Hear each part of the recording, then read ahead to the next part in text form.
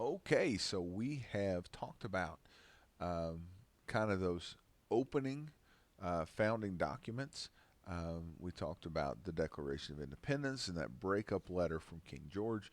We talked about the first written form of government in our country, the Articles of Confederation. We said it wasn't doing a great job of doing what we needed it to do. Well, now we're going to take a look, just kind of a brief overview of the Constitution. Now, keep in mind, we're going to be spending the next several months looking at the Constitution, how it sets things up, how it has been interpreted and used in the 200 plus history of the United States. So, this is just, like I said, a really broad overview.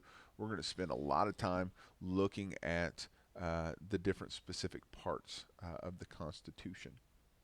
Our Constitution is the supreme law of our land. And we're going to see that as we start to look at the articles.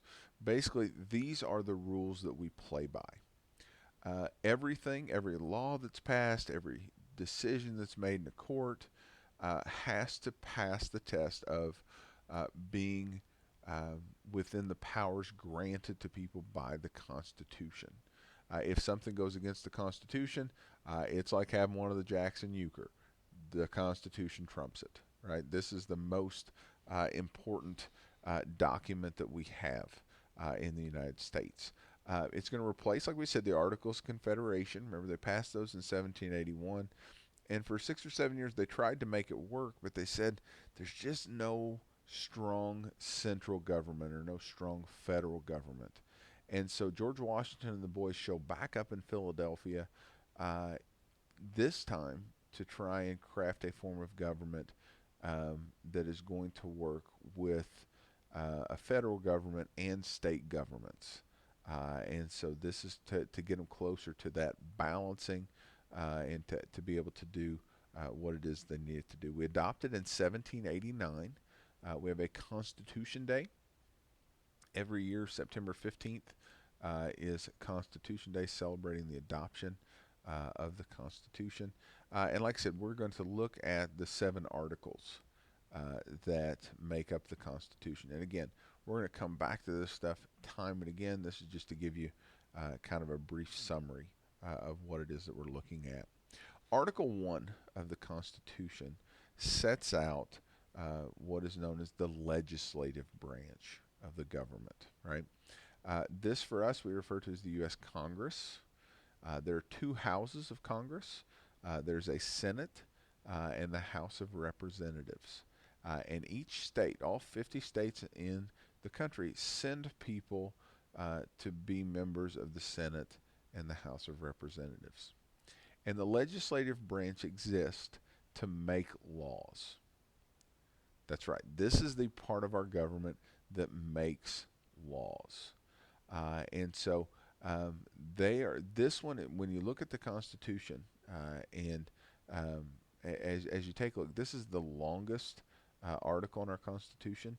The founders believed this was going to be the most important part of our government, so they wanted to do a good job of spelling out what it is that these guys are supposed to do. As the Constitution goes on, the articles get shorter and shorter, but they really wanted to do a good job with the legislative branch. This is the Capitol building in Washington, D.C. It's a huge building. There's a neat new visitor center that's actually underground there, but there are huge wings on either side, one where the House of Representatives meets, another where the Senate meets. And it's just kind of a cool place. If you ever get a chance to go to Washington, D.C., you contact our congressman, and they can hook you up with tickets. A lot of times you even get to meet them, and they'll send somebody around to give you a tour of the building. Just a lot of cool history, statues, paintings, things like that that you can see. Congress has got, like I said, their job is to make the laws, but there are some other powers that they have. One is the power to wage war. Only Congress can declare war. The president can't do it. Again, think about this. As we're coming from a system of government that was a monarchy, we wanted the people's voice to be the strongest voice. And so, why leave the decision to go to war in the hands of one person when you could have today 535 people that are having to agree to make that decision, right? It's just kind of a safety thing. The Senate of the United States approves all treaties. So any agreement we make with another country, the Senate has to approve that.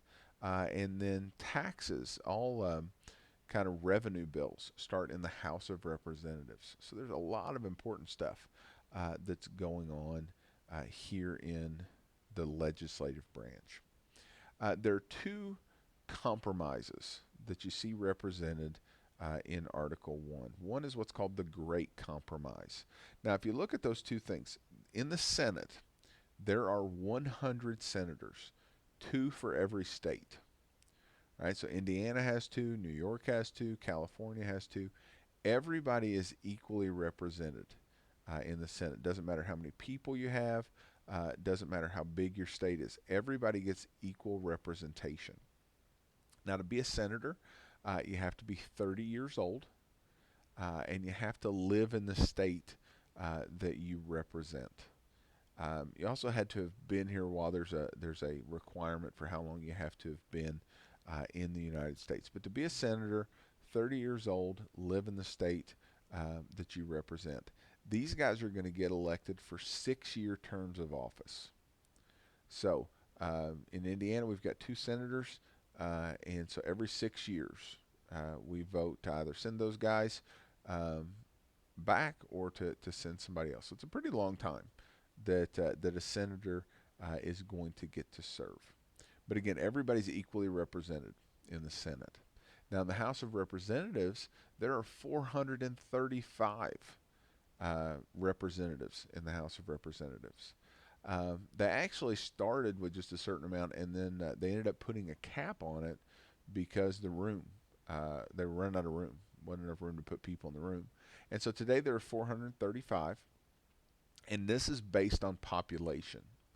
So California, Texas, New York, they have a lot of members of the House of Representatives because there are a lot of people that live in those states.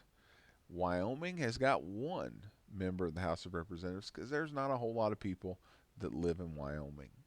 And this is part of what was called the Great Compromise. Back when they were deciding on the Constitution, the big states, right, wanted representation based on the number of people they had, right? So New York and Virginia said you ought. It depends on how many people you've got. That ought to be how many representatives you send. Well, people like Rhode Island are going, yeah, no thanks on that one. We think everybody ought to be equal. And so the Great Compromise is okay. In one part of our legislature, they'll be equal, right? We'll have everybody be equal in the Senate, but then in the House of Representatives, we'll have proportionate, right, depending on the population. Now, 2020 is a census year, right? Every 10 years we take a census. So once the results of that census are known, you'll see states will lose or gain representatives in Congress. I remember when I was a kid, Indiana used to have one more congressional representative than they do now, but our population dropped to the point where they had to redistrict, and we didn't have as many as we did before. To be in the House of Representatives, you have to be 25 years old, and you have to live in the state that you're representing.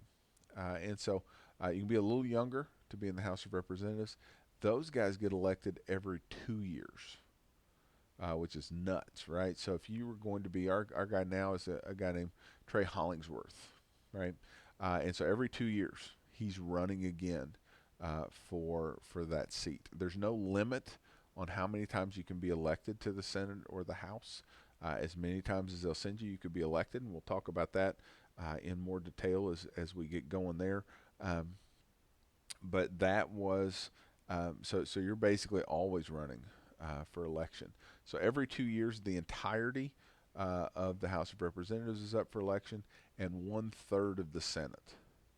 Right, so they got the Senate split up to where only 1/3 of those guys or girls are up for re-election. The other compromise that is in the first article of the Constitution is one that is a reference to slavery. in our Constitution. Southern states said, hey, we want to count our slaves as people, right? Well, they didn't want to count them as people when it came to, hey, don't make these people work without paying them and being slaves, but they wanted to count them because they wanted a bigger voice in Congress. And so we actually there was a compromise that was reached that said, look, we'll count free people as one person. We'll count people in servitude, which is basically people in slavery, as 3/5 of a person. So our Constitution actually put a number on how human a slave was, and so not a very good kind of look for us in history, but it is one of those things historically you look back and say, yeah, this is a this is an admission that our young country, when we adopted this Constitution, had slavery. So that's Article 1. Like I said, we're going to spend some time talking about that. It is the biggest article. Second article is the executive branch. The executive branch, the job of the executive branch is to enforce the laws, right? So Congress passes the laws. The executive branch is supposed to enforce the laws. And the head of the executive branch is the President of the United States. Our first president was a guy named George Washington. Our 45th president is a guy named Donald Trump. It has been men historically. We've had a couple of times where women have run for president, but up until now it has been exclusively men who have been president of the United States. The president gets a 4-year term, okay, so kind of in between the House and the Senate.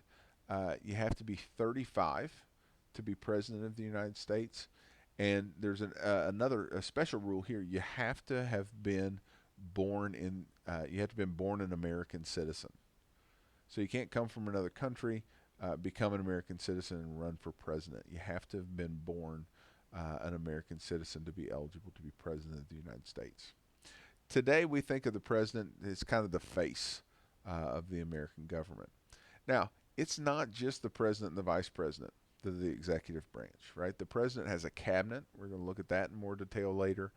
That work for him, that control all the different facets of government, right? We call them secretaries. So the Secretary of State or the Secretary of Education. These are people that are running a huge bureaucracy of people. So there are thousands of people that work for the executive branch of our government, and their goal is to execute those laws that Congress has been passing, right? So that's what the executive branch is going to do. Two big jobs. The president is the commander in chief of the military. We wanted a civilian in charge of the military, and so they all the branches of the military, all the generals report to the president of the United States. The president can also nominate justices for the Supreme Court. We're going to talk about checks and balances in a few days, and we'll see how that works. But that's one of the important jobs the president has. A lot of times we don't think about that job as being very important, but the president can only serve 8 years. If you appoint somebody to the Supreme Court, that legacy can last for decades. And so it's a power we don't think of a whole lot when we think of the president, but it's one of the more important powers that the executive branch has. Article 3 talks about the judicial branch. Now, if you look at a picture of the Constitution, Article 1's pretty long. Article 2 is a little bit shorter. Article 3, there's not a whole lot there. And because the courts scared the crap out of the colonials. Courts in England were notorious for the unfairness that they put forth. And so we knew we needed a court system. We knew that the courts were going to interpret the laws. And so that's the job of the judicial branch, is to interpret the laws. And so it said we're going to have a Supreme Court. Today they meet in the building that you see there on the screen. It's in Washington, D.C., just right across from the Capitol. Today there are 9 justices who are on the Supreme Court. It's a mixture of men and women, different ages. You just have to be appointed by the president and confirmed by the Senate to be on the Supreme Court. And those are lifetime appointments. You have that job until you die if you want it that long. Now you can resign, you can retire, but if you want it, you can have it. until you're dead. But those 9 justices, their job is to interpret the Constitution. And usually, what will happen is the first Monday in October, they'll start hearing cases. They'll hear cases off and on until March or April of the next year, and then they start releasing decisions. And usually by the end of June, we have most of the decisions that the court has reached, and then you get ready for the next round. A couple of big things here in recent history. One was the abortion issue. In certain states, they passed some laws to try to limit access to abortion services, and so the Supreme Court has to rule on things like that. It's a process we call judicial review. Is part of the judicial branch too, and basically they determine whether or not laws are constitutional or not. So remember, we said the Constitution is the supreme law of the land. So judicial review says, hey, the Supreme Court and the court system are who decides that. Now we have a federal court system and we have a state court system, and we'll talk about the differences between those two and the kinds of things that they decide upon. But the ultimate place both of those can go is up to the Supreme Court of the United States. The Fourth Amendment talks about relationships, right? History is all about relationships, and it talks about the relationship between the federal government and the states. So, what powers the federal government has and what power the state governments have. It talks about how the states need to treat each other, right? As far as respecting their laws, travel between the states, trade between the states, tries to spell out that relationship that's there. And it talks about adding new states into the United States. This is one. Alaska and Hawaii got added in the mid part of the 20th century. Those are the last 2 states we've had. But there's nothing that says we can only have 50 states. Even though that's a nice round number and makes the flag look pretty, you can have new ones. Puerto Rico, every once in a while, will talk about becoming a state or trying to become a state. Washington, D.C. Has recently talked about becoming a state, because there are people that live in Washington, D.C. that don't technically live in a state. And so they don't have a representative in Congress or the Senate. And so if you remember, we talked about the Revolutionary War. We said the colonists said no taxation without representation. So if you go to Washington, D.C., the tagline on their license plate is actually taxation without representation. And so people talk about that. Every once in a while, there's not a great chance of a new state being admitted anytime soon. But Article 4 puts out the possibility of how those states might join. You've got another reference to slavery into this point, and talking about what happens if slaves go between the states, or if a slave escapes and goes to the north. So another reference there. Articles 5, 6, and 7 we'll put together. Article 5 talks about how you amend or you change the Constitution. We're going to look at those first 10 amendments, which is the Bill of Rights. Those are going to come preloaded. But 17 other times in our history, the Constitution has been changed. Now, one of those, prohibition, it actually gets changed by one that comes later. But basically, 17 times in our history. So that says our founders did a good job of making this document, but also that it's hard to change it. It wasn't something people wanted to be able to do on a whim.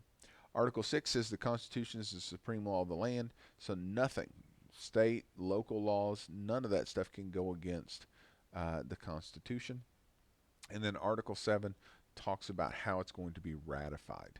So basically said, hey, we're going to send this out to the 13 colonies, and this is when the Articles of Confederation were around. As soon as 9 of them have agreed to this, this becomes the law of the land. I put a picture of a ship up there for you. That is the USS Constitution. If you remember your history of the War of 1812, Old Ironsides was the most famous ship of that conflict. You can actually still get on that ship if you take a chance to go out to Boston. It's there. They actually sailed it out for the 200th anniversary of the War of 1812. Wooden ship, but man, still there, still trucking along to the USS Constitution. So I suggest checking that out if you get the chance. Now, what I would suggest that you do, especially as a government student, this is going to be super important for you, is to put the Constitution on your nightstand. Right, we're going to give you your own personal copy of it.